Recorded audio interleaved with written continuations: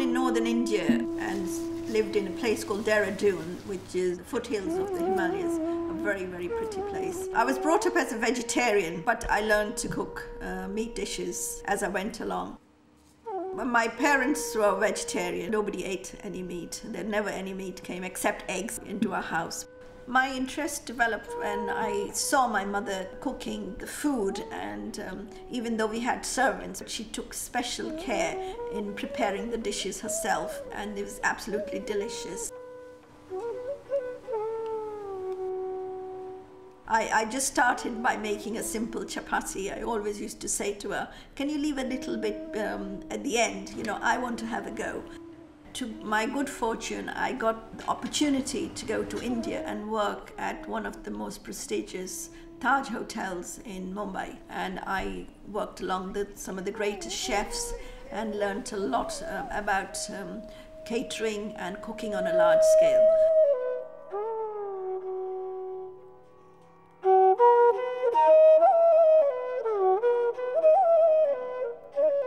There were chefs there from all different regions of India, and I picked on all the different cuisines. I watched them cook on a large scale. I worked along with them, and it was really valuable knowledge that I gained from there. We do large parties, buffets, weddings. We have a whole team of professional people so that we can give a really good service and presentation. We always like to work with the customer, see what the requirements are. We don't have a set price. We always try and work with the budget. I always like to have, if somebody's having a big party, to come and taste the food first. It's very important for people to know what they're having. And once they've tasted it, it makes it so much easier for them to make the decision. We're making some biryani today. We've got about 20 people at the party. And it's a dad's 80th birthday. So we're going to put some whole spices in it. We got some cardamom, some cinnamon, some bay leaves.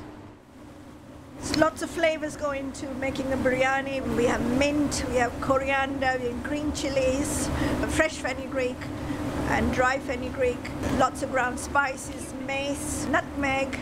And it's just basically a fusion of flavors, and it tastes amazing. At the end, we put some saffron in it, and when you heat it up in a closed environment, the flavors just come out. You know, when you open the dish up, they sort of, you know, they just sort of hit your senses.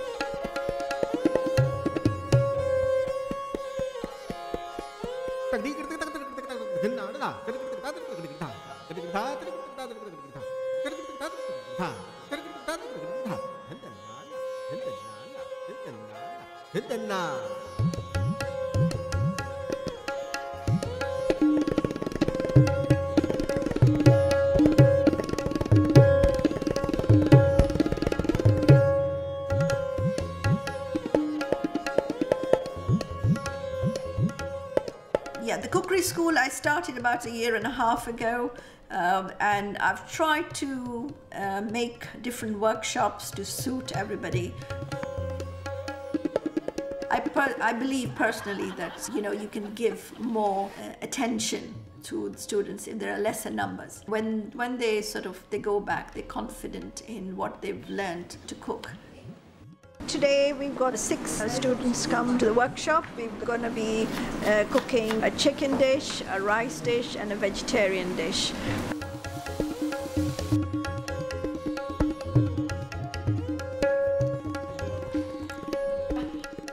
We get all types. We get people who are experienced cooks or who are beginners, or some have been absolutely petrified when they've entered the cookery school because it's been a present or a surprise from the family, but they've all gone back happy.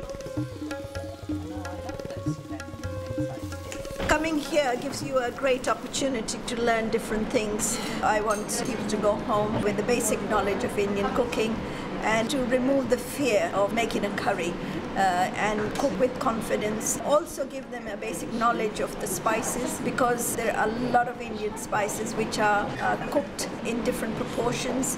There are some spices which are stronger, and I just want to show them what proportion they should be used in to get the right flavours. Yeah, we do take our experiences home with us. Yeah. We both cook well together. Yeah. We don't tend to fight too much. That's all right when I've got my sous chef. Take it in there. See that? We do enjoy the experience. Yeah.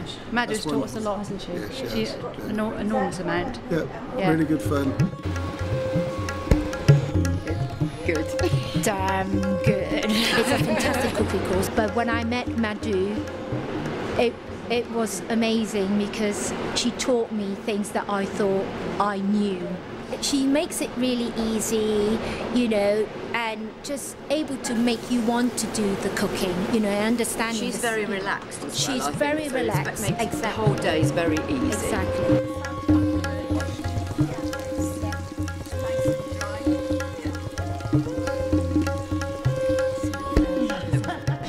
The real Indian cooking is very simple. You can cook anything by adding the ingredients that you like. You can have your own flavors. There's no basic rule that you have to follow. It's all about creation and using your own senses and what you feel, what you taste, and what you like. To know when to start adding on your layers of your ingredients instead of just throwing them all in and locking all the flavors. That is the secret of Madhu, to make you understand so that you could taste the ingredients as you're cooking. Actually, the beans are gorgeous and crunchy as well. That is gorgeous. I love All the different textures. I love the beans. Really brilliant. I love the beans. You can really taste all the herbs and spices. The coriander, the cumin. The smokiness of the aubergine, and it's quite chilly. It all tastes just fabulous. It's just beautiful. Lovely. I love that smoked aubergine.